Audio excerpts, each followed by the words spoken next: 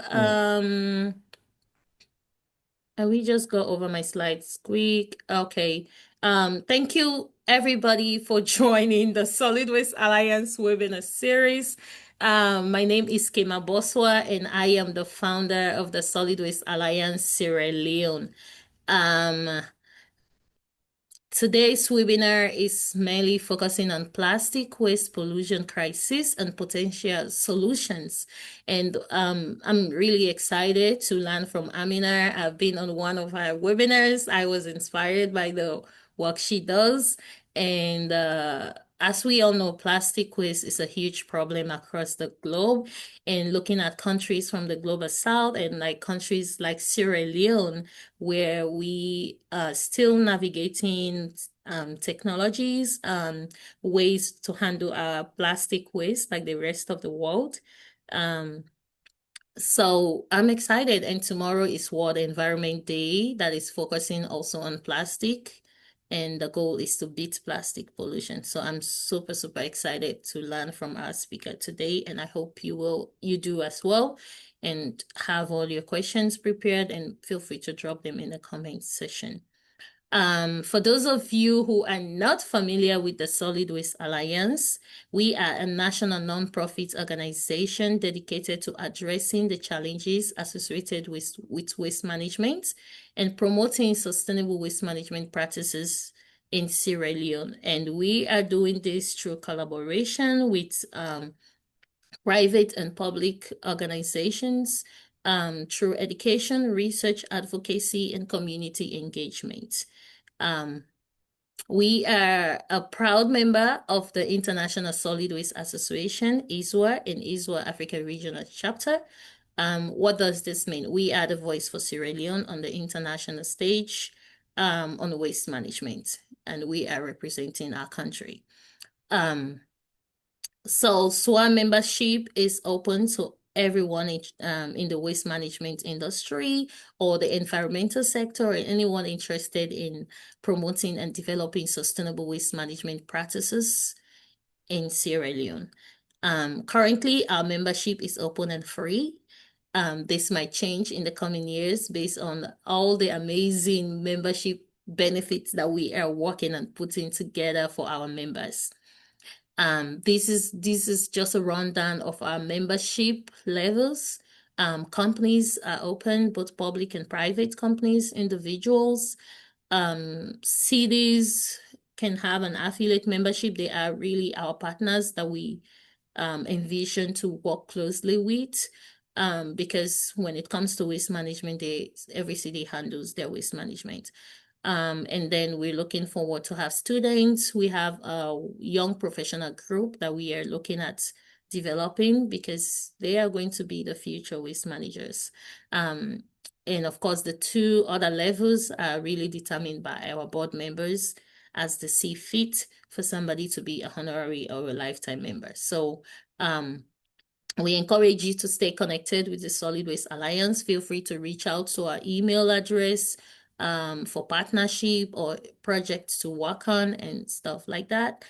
And also visit our website. We have tons of information about our board members, the organization itself, and also some of our past activities, future, and current activities are all on our website. If you're on Facebook and LinkedIn, we encourage you to follow us because we post all our activities there, including webinars are posted there. So feel free to follow us so you stay connected.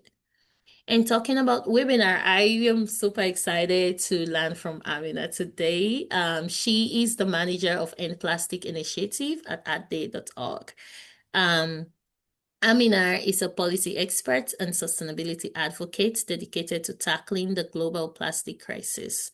At adday.org, Amina works on initiative that exposes the environmental and health impact of plastic pollution, advance sustainable policies, and drive corporate and governmental accountability. With a background in sustainability, communications, and environmental justice, Amina specializes in making complex issues accessible to the public through storytelling and data-driven insight. I am super excited to learn from you today, and I will just stop sharing and send it over to you. Thank you so much for the invitation, Kima. And the work you and your team has done in Sierra Leone is super incredible. And I'm really love to see grassroots organizations come up and scale and do amazing things like yours has. I'm going to share my screen real quick. And if I have any technical difficulties during the presentation, please shout it out or leave a message in the chat. If you can let me know if you see the screen.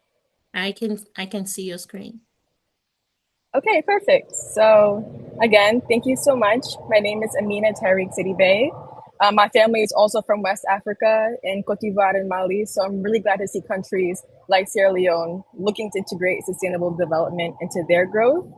I'm going to throw a lot of info at you guys today. So I want to try and hold as much time as I can towards the end to answer questions. But this is just going to be a general overview of plastics. First, I'm going to introduce Earth Day. Then I will dive into the current scale of plastic production and pollution. And then I will talk about the health and economic impacts. Finally, I will end on some strong solutions. So I work at earthday.org as a manager of their End Plastics initiative. Earthday.org is a global nonprofit organization dedicated to diversifying, educating, and activating the environmental movement worldwide. Originating from the very first Earth Day in 1970 on April 22nd, it has grown to celebrate over 50 Earth Days with 150,000 partners across 192 countries, mobilizing more than 1 billion people annually to advocate for environmental protection. And the organization spearheads initiatives, including climate and environmental literacy programs, reforestation efforts through the Canopy Project, and campaigns like End Plastics aimed at reducing plastic pollution. On our website, earthday.org, I encourage you to check out resources on how you can take action. So let's get into the main problem, the production of plastic. Over 9.2 billion metric tons of plastic has been produced since the 1950s. And to put that into perspective, that's more plastic than the weight of 1 billion elephants or 25,000 Empire State Buildings. And it's enough plastic to wrap the entire Earth in plastic cling film. Plus, the annual production of plastic has grown exponentially, with 413.8 million metric tons of plastics produced globally in 2023 alone. But although 30% of plastics ever created are still in use, around 40% were made only for single use.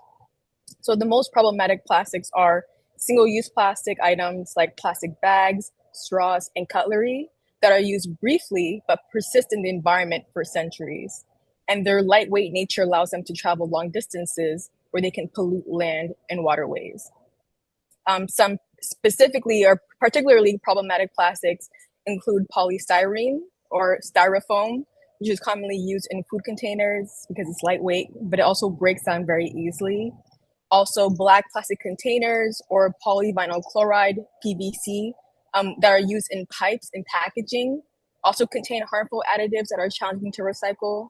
And also multi-layer plastics, so found in snack wrappers and beverage cartons, plastics that have multiple layers of different materials like plastic, paper, and aluminum are very hard to recycle because of the way they're layered. Now, what does all this plastic production leave us with? A whole lot of trash. And we cannot recycle our way out of this crisis. Only 9% of plastic waste ever produced has ever been recycled, only 9% throughout history. While 19% has been incinerated, 22% has been mismanaged, and 49% has been landfilled.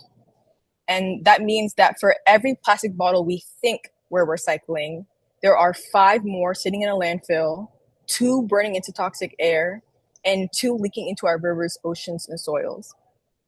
But it was never designed to keep up with the sheer volume of plastics we're producing, because recycling isn't made for the problem of plastic pollution crisis. In fact, plastic production is set to triple by 2060 if we don't intervene. So it's going to be even harder for recycling to keep up with the amount of plastic we produce. And the truth is the system is working exactly as it was built, to prioritize profit, convenience, and disposability, and not sustainability, not safety, or justice. We hear a lot about the environmental impacts of plastics. The environmental impacts span from the entire supply chain, extraction to disposal, leaving heavy ecological footprints at every stage. In the fossil fuel extraction phase, because over 99% of plastics are derived from oil and gas, the same oil and gas in our cars, that phase contributes significantly to greenhouse gas emissions and ecosystem degradation. Then refining the plastic into production is also a very energy intensive process that releases toxic pollutants into the surrounding air and water, especially in marginalized communities. The production of the product also adds further emissions and water usage, while the distribution of the plastic goods creates an additional carbon cost. So once in use, the plastic may be only used for minutes as a single-use product, and then it enters the environment through improper disposal or leakage from waste systems. In the ocean, they can break into microplastics that harm marine life, disrupt food chains, and release methane and ethylene as they degrade, which are two very potent greenhouse gases. Even in recycling, which is often seen as a solution, it is very energy intensive and can generate toxic byproducts. So in the end, the plastic supply chain is not only not linear and wasteful, but it's also deeply intertwined with climate change, pollution, and environmental justice. So let's talk a little bit about the health impacts of plastics and the plastic industry byproducts that enter the environment. So for a quick review, plastics are introduced into the environment as primary microplastics that are intentionally manufactured to be small, like microbeads and cosmetic products or plastic pellets, or they enter as secondary microplastics, which are created when larger plastic items like packaging break down over time and enter the environment during manufacturing, consumer use, and waste management phases. Nanoplastics are even smaller, and they're tiny enough to pass through the human blood-brain barrier.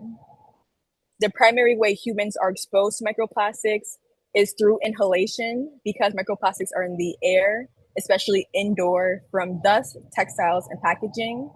But humans are also exposed by ingestion, because it's in our food, like our seafood, table salt, and produce, like fruits and veggies. It's also in our bottled and tap water. So today, plastics have been found in 8 out of the 12 major human organs, like our brain, heart, lungs, and reproductive systems. The plastic particles and the chemicals they leach, like the bisphenol A, phthalates, and flame retardants, have been linked to a slew of health issues, including endocrine disruption, cancer risk, immune problems, and reproductive issues. These tiny particles are said to cause oxidative stress, DNA damage, organ dysfunction, metabolic disorder, immune response, and neurotoxicity, though the full health impacts are still being studied. And microplastics can also act as a carrier for harmful bacteria and viruses, providing a surface for these pathogens to attach to and potentially aid their transportation through air, water, and even the human body. Additionally, children, pregnant women, and low-income communities are going to be especially at risk of these health impacts. There are also the costs of plastic pollution. The global cost for collecting, sorting, recycling, and disposing plastics is expected to range from 643 billion to 1.6 trillion by 2040. And the cost of ecological damages of plastics are estimated to range from 1.86 trillion and 268.5 trillion. Marine plastic pollution results up to 2.5 trillion losses each year globally due to its impact on our ecosystem services.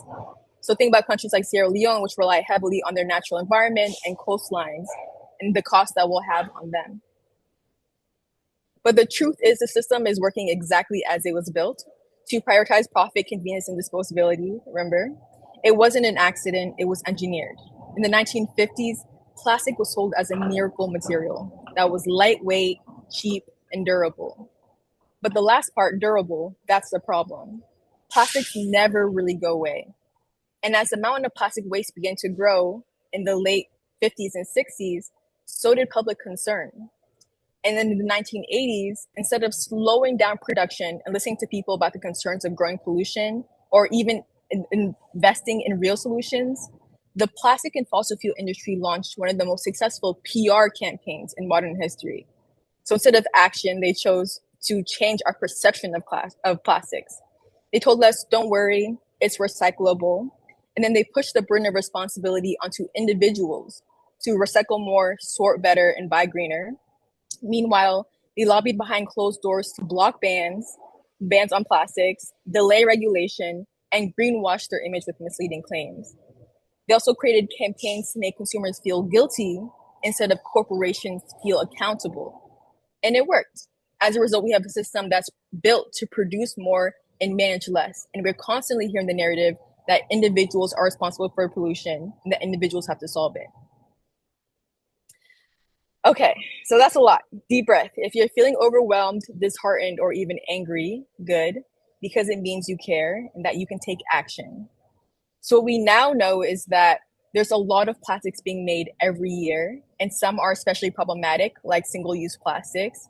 And we know that it's creating a whole lot of waste that enters the environment and our bodies, which will lead to a whole bunch of health issues and economic costs.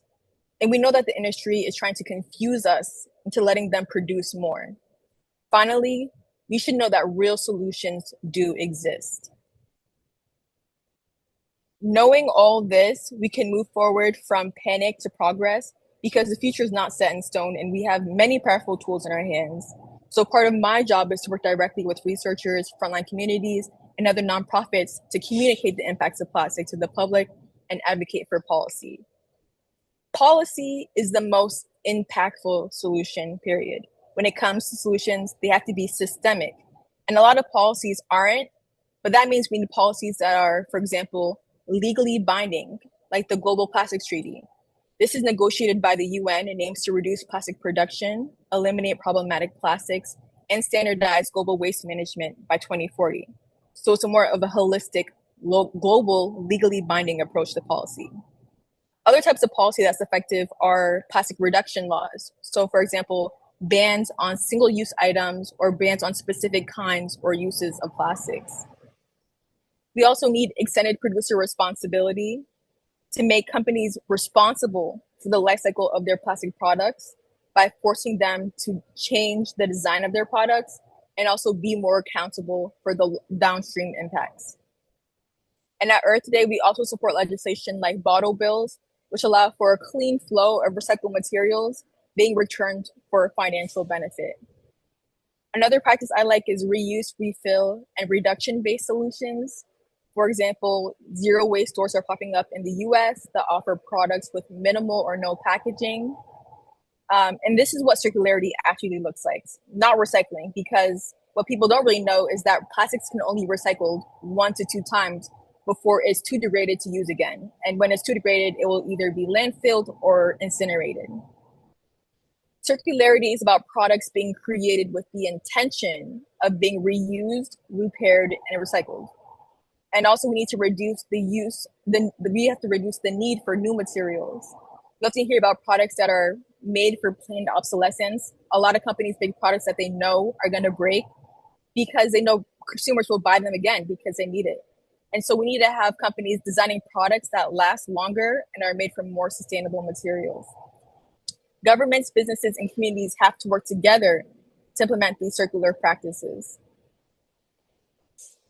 In the last few years, there have been innovative solutions. Bioplastics derived from renewable energies like those made from corn, seaweed, or sugarcane have become very popular because they can reduce reliance on fossil fuels. However, not all bioplastics are biodegradable. That's another form of misinformation by the plastic industry. And they can last just as long in the environment as regular plastics because they have the same structural properties. Bioplastics can be part of a broader strategy, but we have to make sure that the solution doesn't replicate the same problems. So while plastic alternatives and technological innovations such as bioplastics, compostable packaging, and advanced recycling, which is essentially just chemical recycling, breaking down the plastics using chemicals and creating more emissions, although they offer promising solutions, they're not a silver bullet. Many of these alternatives still require industrial composting facilities or environments that are very specific to the product that are not widely available even across America. And additionally, focusing solely on innovation can distract from the urgent need to reduce the production of plastic at its source and to create policies that hold businesses accountable. Consumption and strengthening use of reuse systems are often more effective and equitable in the short term and long term than these new innovative technologies. And so you might be thinking, I'm just one person. Let me be clear, this is not an individual's fault, and no individual can solve it because it needs a collective effort, because collectively we can solve it. And again, systemic change needs individual momentum still. So here's how you can help. You can speak up, contact your lawmakers, and tell them plastic policy matters to you. You can vote with your wallet and support businesses that offer more sustainable options. You can join movements like local community initiatives or Earth Day's End Plastic campaign. And you can also change culture. So every time you choose to be more sustainable or talk to a friend about sustainability and more positive solutions, you're shifting the norm. I also want to acknowledge the unique position African countries like Sierra Leone face when addressing social and environmental inequalities like plastic waste. Low income and coastal communities, often in the global south, bear the brunt of these impacts. And they don't even produce the most amount of plastics. And they deal with imported plastic waste, incineration, or open burning. So Sierra Leone is grappling with a significant plastic waste crisis, which is exacerbated by rapid urbanization, underdeveloped waste management infrastructure, and socioeconomic challenges. The nation generates approximately 96,000 tons of plastic waste annually, and 84% of the waste produced in Sierra Leone is mismanaged. It's either dumped in the open spaces, waterways, or burned, leading to environmental degradation and health hazards. And please correct me if my statistics are out of date, but in Freetown alone, about 80% of the plastic waste produced each year is also being disposed of improperly, often clogging drainage systems and contributing to severe flooding during the rainy season. The use of single-use plastics like water sachets and plastic bottles are a significant contributor to the plastic problem. These items are commonly found with studies indicating that they account for over 70% of coastal litter by count and over 50% by weight. But we know that these communities often have lack of access to clean water sources and they rely heavily on these plastic bottles. But the environmental impact, especially in marine ecosystems where plastics threaten biodiversity and the livelihood of fishing communities, these impacts, the cost is more than the worth. Fishermen have also reported declining catches and finding plastics in the stomachs of their fish. Health impacts are more of a concern in places like Sierra Leone because of this, like the burning of plastic waste openly releases toxic fumes, and microplastics have been detected in drinking water sources as well. And again, the lack of formal recycling infrastructure means that the informal sector, like the informal waste pickers, bear the brunt of waste collection and management problems. And they often have inadequate support or resources from the government, even though they're maintaining the cleanliness of the country. So in response to a crisis, various initiatives have emerged. Eco-Environment, for example, which is a social enterprise that has recycled over 750 tons of plastic waste, created jobs, and promoted environmental education in over 40 communities. Similarly, the Plastic for Rice Exchange campaign in Koidu incentivizes residents to collect plastic waste in exchange for rice, and they have successfully removed 4.5 tons of plastic from the environment. Government efforts like the launch of the Go Circular Week initiative aimed at promoting circular economy principles and reducing plastic waste through public awareness and policy development have also been happening at a governmental level. And Sierra Leone has, I believe, participated in global negotiations related to ending plastic pollution as well. But despite these efforts, of course, challenges still persist. To effectively combat plastic pollution, Sierra Leone requires a multifaceted approach that includes policy reform, investment into waste management infrastructure, public education, and support for community-led initiatives.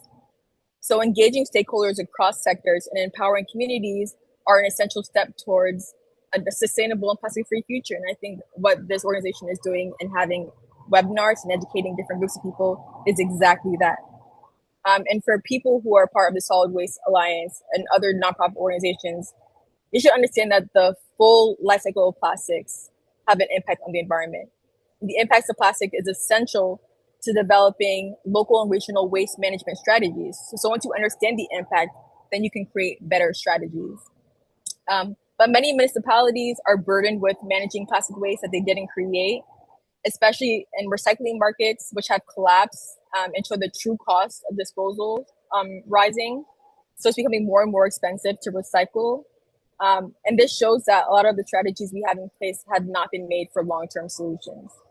And as a result of the collapse in global recycling markets, microplastics are now being detected in compost, wastewater sludge, and even the air, which complicates safe reuse strategies. So solid waste alliances are uniquely positioned to lead on upstream solutions like extended producer responsibility, single-use plastic bans, and local reuse and refill systems like bottle bills that where citizens can reclaim money in return for bringing their bottles. And again, coordinating across sector efforts to reduce plastic out of stores and building circular waste economies is what truly works for people and planet. So my biggest call to action for people on the call would be to find one thing to get people to rally around, whether it's policy to remove a certain type of plastics like styrofoam, or to provide a resource to informal waste pickers, or to enable a system that allows for cleaner recycling to be collected. Those type of policies that you can get people to rally behind, you should start there and then keep getting more ambitious over time, because countries like the United States, for example, are falling behind in leadership in the environment. But that doesn't mean 4 years from now, when we have a different administration, things won't change. The regulation is coming because people are waking up to the impacts of climate change and plastic pollution. So the change is coming. And I think being able to rally people behind the best solutions is what's going to prepare countries like Sierra Leone to be ahead of the curve when those changes do come. So that is the end of my presentation. I will stop sharing and see if anyone has any questions. I think you're still on mute. Oh my God. This is something I need to work on. All right. Thank you so much, Amina. That was great. And I think you have few questions in the chat. One is, does ingestion of plastics take place when hot substance of food are placed in plastic materials? Yeah, so this is a very common thing that's happening. So in the US, for example, we eat a lot of like prepackaged or fast food. You might see like in the grocery store, they'll have a plastic bag with the chicken in it that's already pre-cooked. But when plastic is heated, its chemicals bond, the chemical bonds of plastic, they break down. That's what happens when plastic is heated. And that allows the additives, like the chemical additives in the bond, like the phthalates, the BPAs, to leach out of the plastics and leach into our food or drinks. So the higher the temperature, and when you're heating things up in the microwave or boiling water, things like that, the more likely leaching is to occur, especially when the plastics are labeled with 3, 6, or 7, those harder to recycle materials, and black plastic styrofoams. That's when you'll see the chemicals leaching into food more when they're in higher temperatures. And that leads to the health impact concerns of the chemicals itself. Great. There is one more. I said, how long does it take for plastic to degrade? So yeah, plastic can take anywhere from 20 to 500 years to degrade. It's typically more so in the hundreds of years. And even that, they'll never fully disappear. So it takes 500 years to degrade, but plastics don't ever fully disappear. It just breaks down into smaller and smaller and smaller pieces that become micro and nanoplastics. And those will persist in the environment indefinitely. Especially like smaller materials like plastic bottles, cutlery, plastic bags. Those can last anywhere from hundreds to even thousands of years because of the thinness and the material of it, while maybe larger products like toys and things like that will take a bit longer to break down. But they do last anywhere from, I would say, 500 to 1,000 years in our environment. And again, they'll never fully disappear. They'll just continue breaking down. Great. Anyone have any additional questions for Amina? And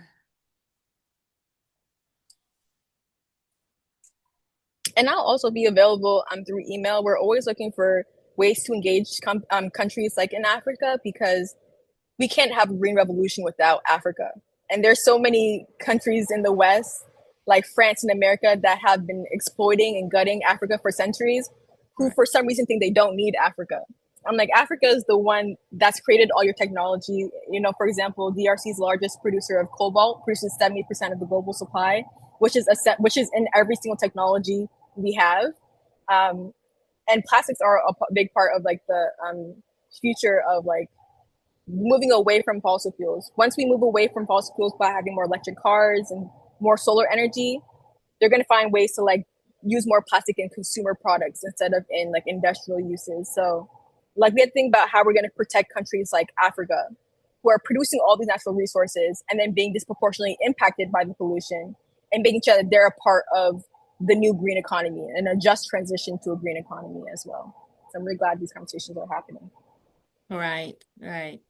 Thank you so much, Amina. We really appreciate you bringing your expertise. I think, oh, we got one. Plastics are very harmful and they'll become waste. Are there policies around plastic production? Yeah, so I would say every country is different. Most policies around plastic production are non-binding. Most businesses will agree to do a voluntary change, but there aren't any national or federal legislation that like bans or reduces the production of plastic right now. It's all mostly voluntary, and I think that's why it goes back to having the need for systemic policy that's going to be holding companies accountable, not just let them like pick and choose what happens. And then when the date comes around for them to reach their goal, they'll just say, "Oops, we didn't meet it." So I think the most effective policies around plastic production are the legally binding ones. Some example is the EU plastic strategy, which is a really robust legislation that aims to make all plastics recyclable and reusable by 2030. In countries like the US, there are no caps on production. I know other in Africa, countries like Rwanda and Kenya have made really strict bans that has reduced the production. Um, but yeah, I think that there isn't really a strong global legislation to reduce plastic production. Yeah, good.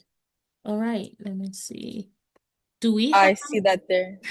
yeah, Yeah. do we have alternatives to plastic? Yeah, so the alternative to plastics would be what we were using before 1950s, which isn't that long ago. My grandfather was well in his adulthood in the 1950s. So there were materials we were using before these companies came in and said, let's replace everything natural with plastic so we can make more money. And these include natural materials like wood, glass, paper, cardboard, cotton, hemp that still exists today. We're still using it, but the market isn't as strong for them because they're not as affordable. But I always say, think about what we were using before the 1950s. And there's also like, again, more innovative materials that are biodegradable and compostable from like cornstarch or sugarcane. But these plastics are still modeled like fossil fuel based or petroleum based plastics, and they can persist in the environment for a really long time. So I always say that they be very careful for solutions like alternatives or chemical recycling that are very misleading because they have impacts that are just as bad as regular plastics. But my go-to is just to say, look for natural materials like the glass, like the cotton, like the wood, and then look for reuse and refill systems that use those natural materials. Yeah. That sounds good. And you were talking about all those greenwashing, they will say it's Mm-hmm. compostable, but obviously you try it, Yeah. it's never going to degrade. All Yeah, and right. to be clear, that businesses are allowed to like lie or mislead their consumers when it comes to the sustainability of their products. We know that companies like Coca-Cola and Pepsi have said things about, oh, we're going to be more sustainable, but they always roll back on their sustainable initiatives, and they're not as effective as they can be. And I see like, can plastics be effective recycled?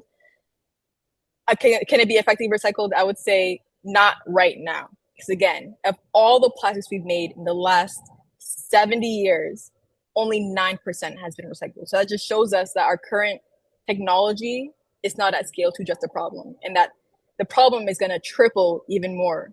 It's going to triple by 2060. So the problem's going to get even worse. So I would say that we don't have an effective recycling system right now. Right. Awesome. Did we answer this one? How can we reduce plastic consumption? I guess you probably. Yeah, just I like I said, I don't like to blame individuals or stress individuals out. So what you can do is be an advocate and educate people and try to make better decisions day to day. For example, in the kitchen is one place plastics are very prevalent. We have plastic cups, bowls, cutting boards. Plastic cutting boards are the worst because they're always breaking off pieces of plastic. Um, Plastic cutlery. So maybe start in the kitchen, see like what can I replace that is plastic that it doesn't have to be? And those small changes day to day is what I encourage individuals to do. Awesome. Oh, okay. I guess one more. What are the harmful effects of plastic waste on the environment? Yeah, so like I mentioned earlier, there's impacts at every step of the life cycle of plastic. So I don't have any plastics on me. Okay, I do. So here's my computer case. This is made from plastic, unfortunately. It's everywhere, guys. This is why I don't want individuals to feel bad because we've been tricked and forced into this system. But the material used to create this laptop case first had to be extracted from the ground as fossil fuels. And extraction has really bad emissions of greenhouse gases. It's also very energy intensive, and also it was very water intensive. And they use water to mix up in the material that they're making, which pollutes water sources as well. And then you get to the production of once you have oil extracted, you have the production phase where the oil is mixed with chemicals like the BPAs, phthalates, and flame retardants. And that production of the physical plastic is also very energy intensive, creates a lot of emissions.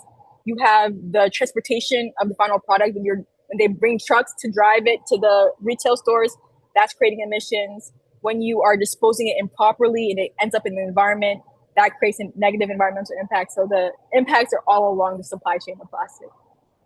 Right. Um, Another one, given the challenges in plastic recycling, especially in developing countries, do you think investing in recycling is the best way forward, or should we focus more on reducing plastic use entirely? This is a really, really good question. It's very critical and very timely, especially for developing countries. So what I'll say is that while recycling is often the go-to solution, the reality is more complex, and we have to prioritize reducing production first. And that's like creating legislation that changes the designer products and holds companies accountable for their supply chain. It also means banning certain types of plastics, and that helps reduce the production of plastics long term. And then we have to start developing, like even though I said that recycling isn't as a very complex issue, it's still a part of the strategy. And so we need to create, invest in better recycling infrastructure, especially in those types of communities. But recycling isn't alone. Reducing in policy is the best solution. Right. Think about it like a band-aid. Like you don't want the cut to still keep bleeding while you're putting more and more band-aids on it. You have to stop the production before you deal with the end of life recycling phase. Right. All right. Um, well, I guess you And get if anyone has any more questions, feel free to email me. I know there's yeah, some still coming in, but yeah, we get more questions, and if we run out of time, because this is just for few moments, you can email Amina. I will share info. Says it is clear that the cost of inaction is greater than the cost of action. Imagine the cost of plastic ecological disturbance in two 265.5 trillion dollars, and the only $6 to $7 trillion are required annually to support climate action in the fight against climate change. What are international organizations on plastic are doing to contribute to the financing of climate action? yeah, so at an international level, right now, the strongest piece of legislation we have is the Global Plastics Treaty, which is again being negotiated in the UN. However, when you negotiate resolutions in the UN, they have to be voted on unanimously. And so there are obviously countries like United States, Saudi Arabia, Russia, who aren't supportive of these more stricter legislation. So we have legislation proposed right now, like the Global Plastics Treaty. But it's right now we're getting to a point where it's really hard to implement without a consensus. And I think when we find like more local solutions at a national, state, or federal level, um, extended producer responsibility is where we find the funding for climate action. So we have companies that are making $80 billion a year. For example, BP made $80 billion in 1 year a few years ago, but they only had to pay 50 million to a community that they completely polluted and caused a whole bunch of health impacts for. So compare that 50 million to 80 billion that they've earned that year. These companies have the money to address the full life cycle of their products, but they don't want to. And so that's why we need policy that requires them to be held accountable and requires businesses to invest and pay into systems that make it easier to recycle and make it easier to get products that have less plastic packaging. And that's where I think solid waste alliances have a lot of power too. If you're negotiating with businesses, you have to tell them that, like, you have to be able to invest in us. You have to invest in recycling. And that's where we see the financial investment can be the most, is coming from corporations into these like recycling initiatives like bottle bills. Okay. And as a country, for the last question, again, policy can be very small, like banning styrofoam, or it can just be providing more rights and resources to informal waste pickers. That's what we can really do as a collective. All right. Okay, so for those asking about the materials, well, we have recorded this webinar and we can share the recording with everyone on the call and those who sign up but couldn't make it, so they can view it later. And I mean, I'm not sure about the slides. I think it'd be best if the slides are shown in the recording. Okay, That's that fine. sounds good. Mm-hmm. All right.